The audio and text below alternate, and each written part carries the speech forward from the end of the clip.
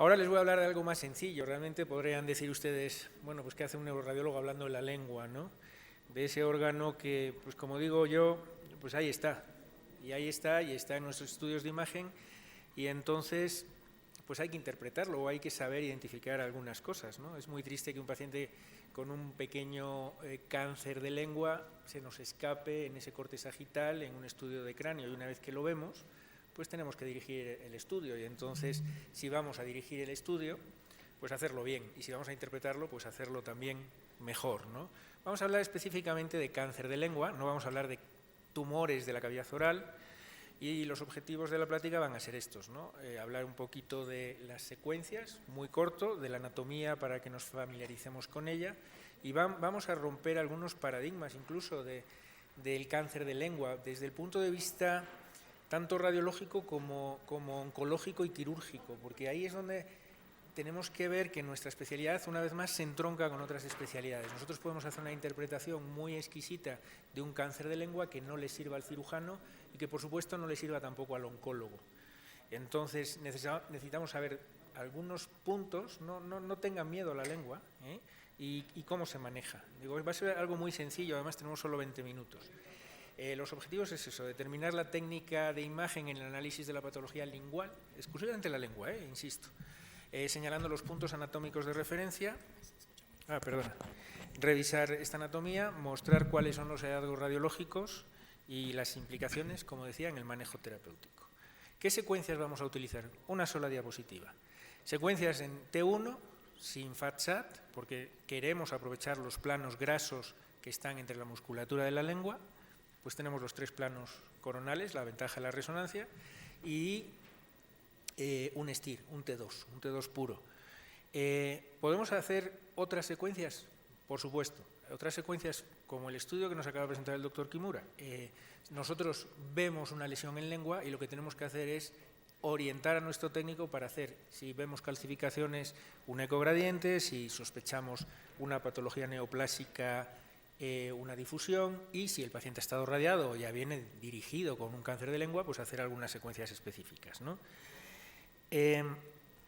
La tomografía es buena. Bueno, hay pacientes, todos lo sabemos, que no pueden entrar a la máquina, no pueden entrar a la resonancia, y entonces sí es una opción, sí hay planos grasos que van a ayudarnos, no es la mejor opción, pero sí tiene 2 ventajas frente a la resonancia. Los ganglios que han roto su cápsula o que tienen necrosis se ven mejor en tomografía, al igual que en cualquier patología del cuello, aunque yo no sea radiólogo específico de cabeza y cuello, pero esa es una realidad. Y la otra es que nos permite ver la erosión del hueso, que no es necesariamente, y lo vamos a ver en una diapositiva, algo muy específico, pero sí es importante, sobre todo en el abordaje de la opción terapéutica. La plática está dirigida, como les decía, vamos a romper algunos paradigmas en cuanto a la opción terapéutica y al manejo.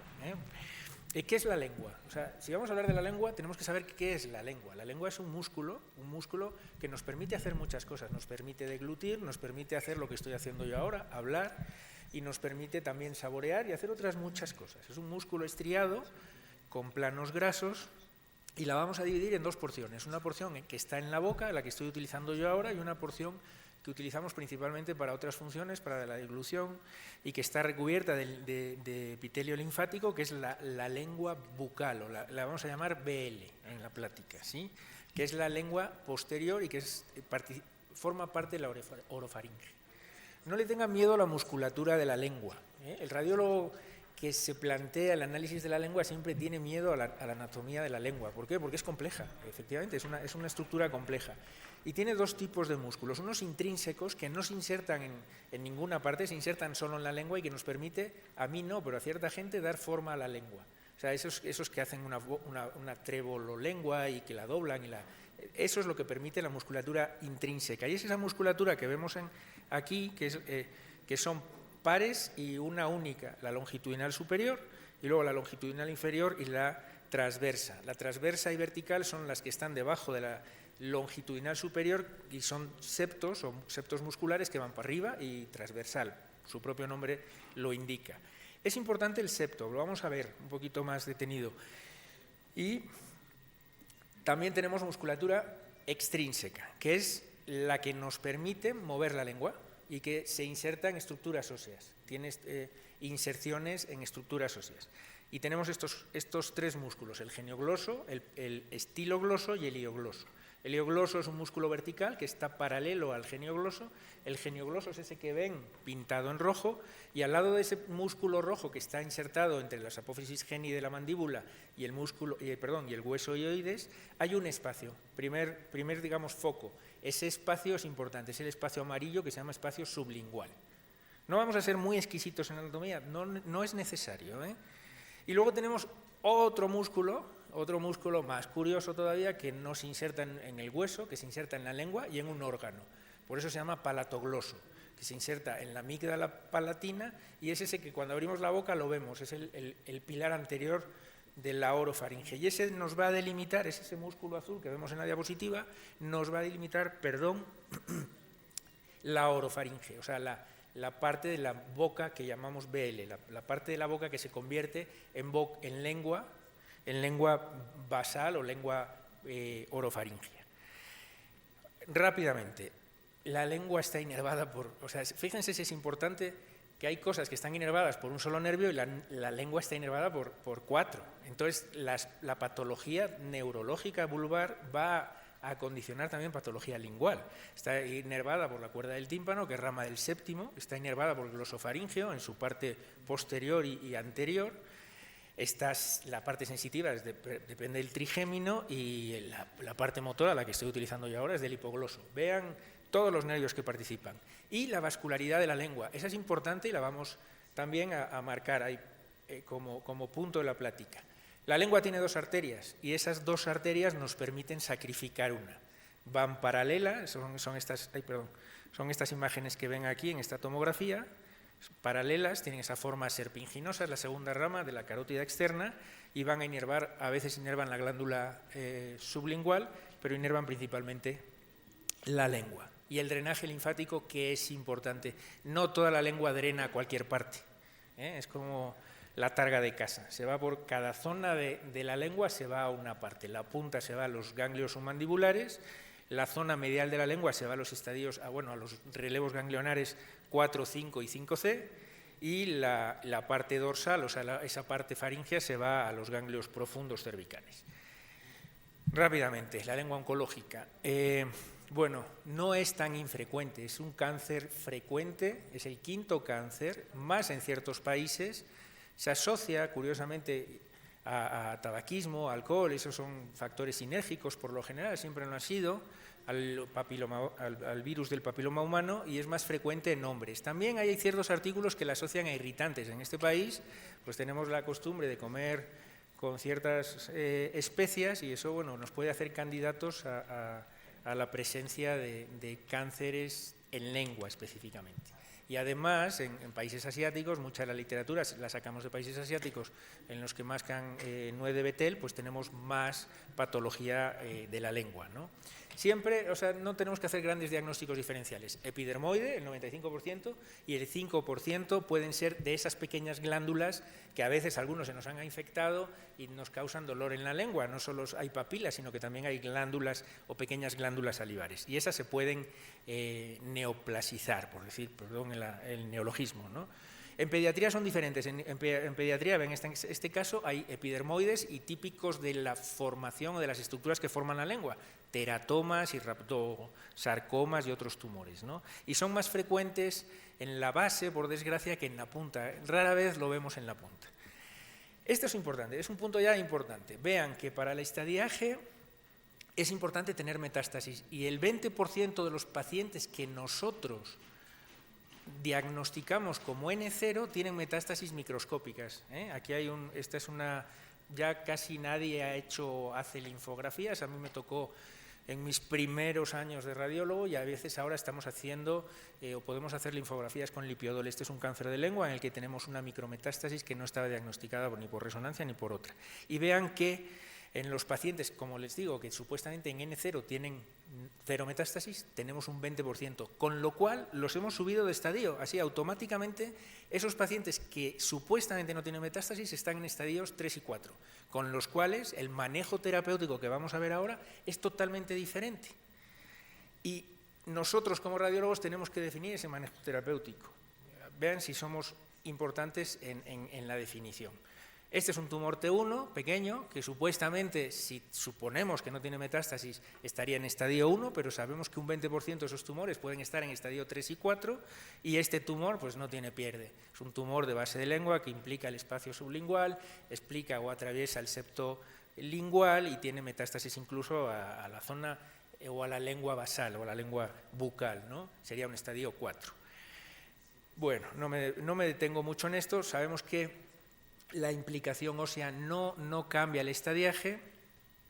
En la parte epiglótica, la vallécula y la parte lateral no implica un estadio faríngeo, pero sí la infiltración a la grasa prepligótica, que la vamos a ver, nos indica que es una extensión a la orofaringe, ¿sí? a la boca. Y aquí algunos tumores, o sea, aquí tenemos un tumor de borde lateral izquierdo de la lengua, menor a 2 centímetros, sin afección, con dilatación del conducto de Wharton, que sería un estadio T1. El estadio T1 es una implicación quirúrgica a bordes libres curativa, pero, una vez más, el estadio 3 y 4 implican estos estadios, vean que los estadios avanzados implican quimioterapia, radioterapia y exéresis quirúrgica. Entonces, ¿cuál va a ser nuestra pregunta cuando abordamos la lengua? Pues, ¿qué pacientes salen de esa exéresis quirúrgica? Si todos los vamos a meter en el banco de posible radio, posible quimio y todos cirugía, lo único que tenemos que definir como radiólogos es los que no entran a cirugía. ¿Y cuáles no van a entrar a cirugía? Aquellos pacientes que van a requerir una glosectomía total. ¿Por qué? Porque no podemos vivir sin lengua. No porque no hablemos, sino porque no podemos deglutir. Acuérdense del palatogloso. El palatogloso hace que la lengua suba, se pegue al paladar y evita que tengamos, primero, regurgitación y que también pase la vía o la comida a la vía aérea. Entonces es importante. Estos tumores, esta implicación en el espacio preepiglótico con estadios T4, no necesariamente lo hacen fuera de cirugía, pero el que atraviese la línea media ya lo saca de la opción quirúrgica. ¿Por qué? Porque esa opción sería una glosectomía total.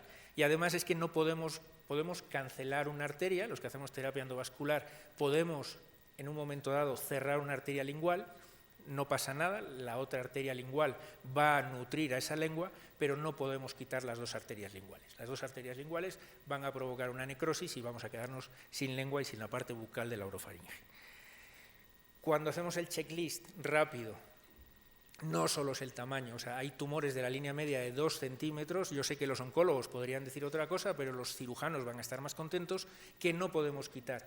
Son estadios 1 y 2, pero están en la línea media. Entonces el tamaño, vamos a decir, la cantidad, para no hacer chistes fáciles, no es lo mejor, sino la calidad. Un tumor de 2 centímetros que está en la línea media no se puede quitar, mientras que otro tumor de 4 centímetros que no ha atravesado la línea media puede ser candidato a una glosectomía parcial. Entonces vamos a decir otras cosas en nuestra interpretación. ¿Cuáles? La extensión submucosa, la diseminación perimuscular, la afección del espacio sublingual, que es importante porque lo convierte en un tumor orofaríngeo, si cruza la línea media, así toral en la plática, si hay afección ósea, que va a cambiar el abordaje quirúrgico, va a ser quirúrgico, pero lo va a cambiar, y las adenopatías sospechosas, que lo van a subir de estadiaje y lo van a meter en quimio o en radioterapia. Vean que el tamaño, bueno, pues sí es importante, pero este es un tumor pequeño en la cara lateral de la lengua y en el espacio sublingual, pero que está a menos de 5,2 centímetros del espacio paralingual. Y sabemos que los tumores que están o pegados al espacio paralingual o a menos de 5,2 milímetros del espacio paralingual, todos tienen metástasis. Todos. Entonces, una vez más, aunque tenga un tumor de 2 centímetros, automáticamente la N va a subir y nos va a convertir ese tumor en un estadio 3 o 4, con lo cual va a ser quirúrgico, pero va a requerir radio y quimioterapia. La diseminación perimuscular, es muy fácil la diseminación perimuscular. Tenemos ¿se acuerdan? El miloideo, el geniogloso, ese músculo que tiene forma de abanico y que divide, o podemos hacer marcar esta línea que está aquí, bueno, es que no se ve, esta línea que divide la musculatura extrínseca de la musculatura intrínseca. Y entonces, si hay afección de la musculatura extrínseca, automáticamente, una vez más, se convierte en un tumor T4. Si no atraviesa la línea media, lo podemos quitar, pero va a requerir quimioterapia y radioterapia. La afección al espacio sublingual. La afección al espacio sublingual va a convertir ese tumor en un tumor de orofaringe. Entonces, no es el tema, nos vamos de la lengua a la orofaringe. Y es un tumor que requiere no cirugía y que va a requerir radio y quimioterapia.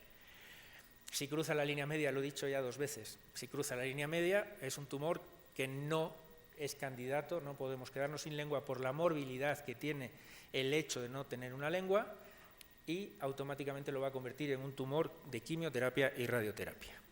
La afección a la grasa preepiglótica es muy fácil, no le tengan miedo. En cortes sobre todo sagitales, la vamos a ver, es este espacio amarillo aquí transparente, es un tumor. Este es un paciente que de hace 2 días, un paciente que venía a una angiotomografía sencilla, pues tenía un bonito espacio preepiglótico y lo aproveché para la plática. Es lo que tenemos que ver esta grasita, las bayéculas no son necesariamente el hecho que las veamos borradas afección, la grasa sobre todo, y aquí tenemos un tumor con ganglios, con rotura de helioides, la extensión anterior y la extensión posterior, que lo convierte en un tumor irresecable con quimio y radioterapia. La afección ósea, lo que les decía, la tomografía es muy buena para ver la erosión cortical, pero lo que no nos va a permitir es ver lo que nos permite ver la resonancia, que es los cambios de intensidad de señal en la medular de esa mandíbula. ¿Lo hace irresecable? No. Lo que pasa es que el cirujano lo que va a hacer va a ser, ante la duda, quitarle esa arcada mandibular. Le pone un injerto y el paciente se queda sin su tumor de lengua con una cirugía un poquito más extensa, pero libre de enfermedad, con lo cual lo hace curativo, nada más asegurando los márgenes de la lesión. Adenopatía sospechosa lo convierten y acuérdense de esa imagen previa en la que veíamos el drenaje, hacia dónde drena la lengua. O sea, la lengua drena a diferentes partes, entonces tenemos que buscar, como la ley de Sutton, donde está el dinero. Buscamos los ganglios donde drena la lengua, ¿no? Si tenemos uno de punta, submandibular. Si tenemos uno extenso, irresecable, pero lo vemos bilateral. Y si lo vemos en la parte posterior, en la lengua posterior, lo vamos a ver en los drenajes posteriores. 2 ejemplos para acabar. Este es un tumor que podríamos decir, o sea, ya este me lo prestó el doctor Yuki, que suele hacer estas fusiones tan bonitas. O sea, ¿qué nos permite esta fusión? Esta fusión nos permite ver algo que en principio tal vez con el contrastado y tal vez con los cortes normales no veríamos. Es un tumor que no atraviesa la línea media, perfecto. Ya sabemos, sin darle estadiaje T1, T2, T3, T4, es un tumor resecable, pero quisiéramos saber de ese lado derecho si está afectando esa arcada mandibular. Aparentemente el hueso está íntegro, aparentemente la medular está íntegra, pero después de ponerle contraste, una vez más, el estudio dirigido, lo que hace la calidad de la imagen es dirigir los estudios, no hacer una receta de cocina e interpretarla después, sino sentarse y hacer un estudio de calidad, no de cantidad. Y después de hacer esta sustracción y esta sumación, vemos que el espacio gingival está afectado. Todos ya sabemos qué le van a hacer a este paciente. Ante la sospecha le van a quitar ese hueso, le van a poner un injerto y le van a quitar o le van a hacer una hemiglosectomía. Y un espacio epiglótico graso totalmente tomado. Ya está. Es un cáncer orofaringeo, no es un cáncer, bueno, es un cáncer de lengua que se ha extendido hacia la parte posterior. Otro ejemplo, esta es una muchacha, este es otro ejemplo del doctor Kimura, es una muchacha que llegó muy preocupada porque tenía lo típico, una úlcera de más de 3 semanas que no curaba en la lengua. Le hacemos el estudio, le dirigimos el estudio y al final le hace ¿le van a resecar la lengua o no le vamos a resecar la lengua? ¿Se la vamos a cortar o no se la vamos a cortar? No, no se la vamos a cortar, es una malformación arteriovenosa, nos lo dice la angiografía. No todas las lesiones de la lengua son lesiones tumorales, o sea, ese es como el corolario final, o sea, tenemos, sí, efectivamente, lesiones que se pueden cortar, lesiones que no se pueden cortar, lesiones que van a ir, aunque sean pequeñas, a quimio y a radio, y lesiones que no hay que tocar, y hay que hacer diagnósticos diferenciales. Aquí he puesto 4, acuérdense, si la lengua está muy inervada, pues también puede denervarse, y en pacientes en la gente que se dedica o que nos dedicamos a la patología vascular cerebral, pues podemos tener denervaciones de lengua, pero también podemos tener glositis romboide o podemos tener una lesión vascular como la que acabamos de ver, o podemos tener un tiroides ectópico en la lengua, o podemos tener un montón de diagnósticos diferenciales. Esto es todo, gracias por su atención, espero que les haya gustado.